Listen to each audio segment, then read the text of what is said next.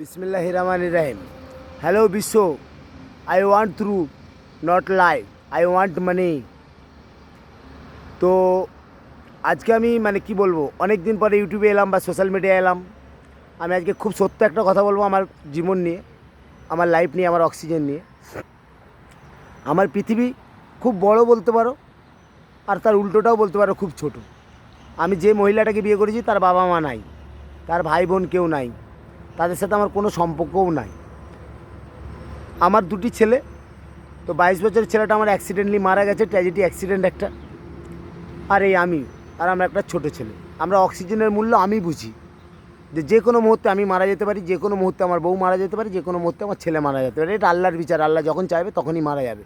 আর যতক্ষণ চাইবে আল্লাহর বিচার হবে ততক্ষণ আমি বেঁচে থাকবো। তো আমি একটা জিনিস জেনে গেছি যে আল্লাহর বিচার ছাড়া আমি মরবো না, আমার ভয় নেই। তৃতীয়, আমার পৃথিবী খুব ছোট, বুঝতেই পারলেন। তো আমি খুব রিস্কি, আপনি চিন্তাও করতে পারবেন না।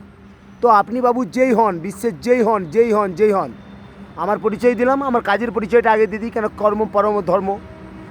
আমি আমার দেশের হয়ে ক্যাপিটাল ট্রেড করি, আমি একজন ভারতীয় ক্যাপিটাল ট্রেডার।